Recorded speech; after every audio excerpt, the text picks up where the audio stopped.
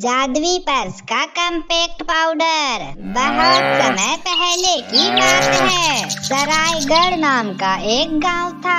उसी गांव में रिया नाम की एक लड़की बड़े ही फैशनेबल ढंग से अपने माता पिता के साथ रहती थी। वो गरीब होने के बाद भी हमेशा अमीर लोगों की तरह रहती थी और वो हमेशा लोगों के सामने अमीरी चोचले किया करती थी।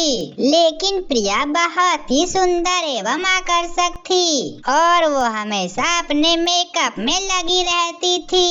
रिया को मेकअप करना बहुत पसंद था, इसीलिए रिया की दोस्त रिया की खूबसूरती से बहुत जलती थी। रिया खूबसूरती के कारण लोगों से बहुत अकड़ के बातें करती थी। माँ बाप की अकेली बेटी होने के कारण वह बहुत ही बिगड़ैल थी, इसलिए वो अपने माता पिता की भी एक ही भी बातें नहीं मानती थी।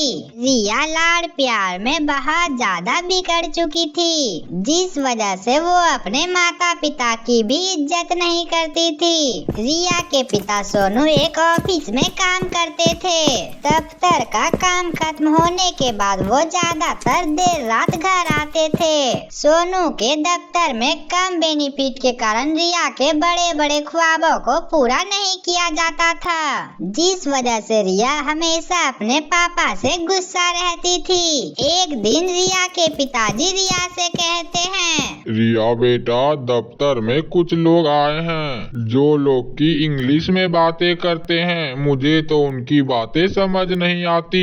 चलकर थोड़ा मेरा मदद कर दो ना। नहीं पिताजी, मुझे नहीं जानी कोई दफ्तर वफ्तर। वहाँ बैठे बैठे मैं वहाँ मोटी हो जाऊंगी। और आप तो जानते हैं हमारे पास स्कूल का कितना ज्यादा काम है। मेरी प्यारी बेटी, अगर मेरे साथ तुम दफ्तर में क्लाइंट संभालने गई तो मैं तुम्हें लाकर एक बहुत सुंदर पर्स दूंगा। रिया पर्स का सोचकर बहुत खुश होती है और रिया को हमेशा से ही ऐसी चीजें ही पसंद थी, इसीलिए खुशी खुशी वो क्लाइंट संभालने दफ्तर चली जाती है। दफ्तर में बहुत सारे लोग काम कर रहे होते हैं। उन्हीं लोगों में उनके पिताजी सोनू भी होते हैं। रिया दफ्तर में जाके क्लाइंट संभालती है और उसी दफ्तर के बाहर खिड़की से देखती है कि एक चमचमाती हुई पेड़ वहाँ खड़ी है। तभी रिया दफ्तर के एक साफ सफाई वाली को बुलाकर कहती है, वो चमत्कारी पेड़ कितने दिनों से यहाँ पर है? वो एक चमत्कारी पेड़ है, लेकिन उसके पास कोई नहीं पहुँच सका आज तक, और तुम भी मत जाना। साफ सफाई वाली की बात सुने बगैर रिया उस पेड़ की तरफ चल देती है और उस पेड़ के पास पहुंचकर रिया के मन में बहुत सारा लालच आने लगता है। अरे वाह, ये तो जादुई लिपस्टिक का पेड़ है। इसमें से मैं अगर एक भी लिपस्टिक तोड़ ली तो मैं बहुत अमीर हो जाऊंगी और इसके बाद मैं कोई अमीर लड़की से काम नहीं लगूंगी और इसके बाद मेरे पास अच्छे अच्छे सामान खरीदने के लिए बहुत सारे पैसे होंगे। और रिया उस पेड़ के पास पहुंचकर जैसे उस पेड़ पर हाथ लगाती है और उसे तोड़ने लगती है। अरे ये कौन है जो मुझे डिस्टर्ब कर रहा है? अरे वाह, ये पेड़ तो बोलता भी है। इसका मतलब इस पेड़ को पता है कि इसकी लिपस्टिक लेने मैं यहाँ पर आई हूँ। अरे बेटी, मैं तुम्हारे मन की सारी इच्छा पढ़ सकती हूँ। मैं जानता हूँ कि तुम गरीब घर से हो और तुम्हें अमीर बनकर रहने का बहुत शौक है, इसलिए तुम चाहो तो इस पेड़ पर से एक जादुई लिपस्टिक लेकर जा सकती हो। लेकिन याद रहे, तुम्हारे मन में कोई भी लालच नहीं होनी चाहिए और तुम रोजाना मेरे पास आना और एक जादुई लिपस्टिक लेकर जाना। लेकिन रिया बचपन से ही एक लालची लड़की थी, जिस वजह से रिया पूरे पेड़ों की लिपस्टिक एक साथ लेने की कोशिश करती है। अरे रोज इतना दूर से मुझे लिपस्टिक लेने आना पड़ता है, क्यों न मैं एक ही बार में 2-3 लिपस्टिक ले लूं यहाँ से और ऐसा करने से मैं जल्दी अमीर हो जाऊंगी। इसके बाद मैं अमीर लड़की की तरह ठाठ से रहूंगी। इतना सोचकर रिया एक साथ 4 लिपस्टिक तोड़ लेती है और वो अपने घर आ जाती है। पेड़ अपने ऊपर से इतना जल्दी लिपस्टिक खत्म होता देख समझ जाता है रिया के मन में लालच है। पेड़ अपनी जादुई शक्तियों से सब कुछ देख रहा था।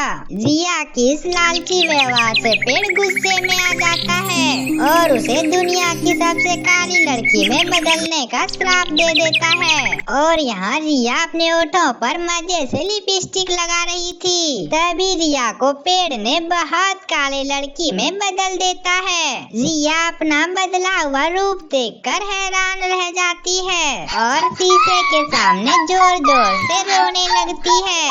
मैं दुनिया की सबसे खूबसूरत लड़की थी और देखो अब मैं दुनिया की सबसे बदसूरत लड़की हो गई। कृपया मेरी मदद कीजिए, मुझे पहले जैसा कर दीजिए। और रिया बहुत रोती है। रिया के माता पिता जब रिया को इस हालात में देखते हैं तो उस पर उसे बहुत दया आता है। रिया बेटा, तुम तो हमेशा उस पेड़ के पास जाती थी, परंतु पहले तो कभी ऐसा नहीं हुआ, लेकिन आज क्या हुआ जो तुम ऐसी हो गई? बेटा, मेरे पास इसका कोई भी उपाय नहीं है, लेकिन जिस पेड़ ने तुम्हें काला बनाया है वही पेड़ तुम्हें फिर से वापस ठीक कर सकता है। जरूर तुमने कोई गलती की होगी जिस वजह से तुम्हें पेड़ ने बदसूरत लड़की बना दी। चलो तुम मेरे साथ, हम दोनों वहाँ जाकर तुम वहाँ पर माफी मांगना। रिया उस पेड़ के पास जाती है और माफी मांगती है। पेड़ जी, मुझे माफ कर दो, मैं एक लिपस्टिक के बजाय चोरी से यहाँ से 4 लिपस्टिक ले गई थी, जिस वजह से मेरा ये हालात हो गया। प्लीज मुझे पहले जैसे बना दीजिए। मैं आपके आगे हाथ जोड़ती हूँ, मुझे अपने गलती का एहसास है। ऐसी ही करनी होती है बेटा, अगर तुमने गलत किया तो तुम्हारे साथ गलत होगा और अब इसे कोई नहीं बदल सकता, लेकिन अगर तुम ठीक करनी करोगी तो तुम जल्द ही ठीक हो जाओगी। और तुम लोगों की मदद करो और उससे तुम अच्छे से बात करो, जिससे कि तुम्हारी ये चेहरा ठीक हो सके। ठीक है पेड़ जी, मैं समझ गई। अब लोगों से मुझे अच्छे से बात करनी है और दूसरे लोगों की मदद भी करनी है, जिससे कि मैं जल्द ही ठीक हो जाऊंगी। और लगता है लोगों की आशीर्वाद ही मुझे ठीक कर सका है। इतना कहकर रिया वहाँ से चली जाती है। घर जाकर रिया माँ के कामों में हाथ बटाती है और पिता के दफ्तर में रोजाना मदद करने पहुँच जाती है। दफ्तर में काम कर रहे मजदूरों की भी कभी कभी मदद करवाती है।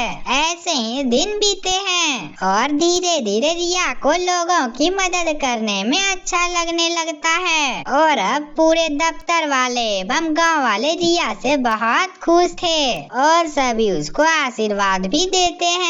इस वजह से वो खुश रहती है, लेकिन उसका बदसूरत चेहरा अभी भी नहीं बदलता और वो उसी पेड़ के पास दोबारा जाती है और कहती है, पेड़ जी, मैंने लोगों की बहुत मदद की एवं माता पिता के भी कामों में हाथ बटाया, जरूरतमंद लोगों की भी मदद की, पर मेरा चेहरा तो अभी तक नहीं बदला।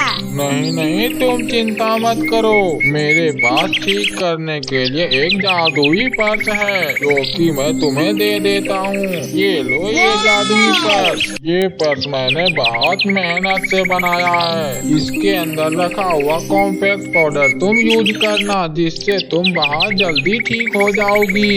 ये कोई मामूली पर्स नहीं है, इसमें से तुम जो कुछ भी मांगोगी वो सब तुम्हारी इच्छा पूरी हो जाएगी, लेकिन याद रहे फिर से तुम्हें कोई लालच नहीं करना है। इसके बाद रिया उस पर्स को लेकर खुशी खुशी घर आती है। इसके बाद वो पाउडर को जैसे लगाती है तो वह बिल्कुल पहले की तरह ठीक हो जाती है और वह अब खुशी से अपना जिंदगी जीने लगती है। और रिया को जिस भी चीज की जरूरत होती थी तो वह उस पर्स से मांग लेती थी। तो हमारे प्यारे दोस्तों, कैसी लगी हमारी कहानी? अगर अच्छी लगी हो तो चैनल को सब्सक्राइब करके वीडियो को लाइक करना ना भूलें और मिलते हैं अगले वीडियो में। तब तक के लिए बाय बाय।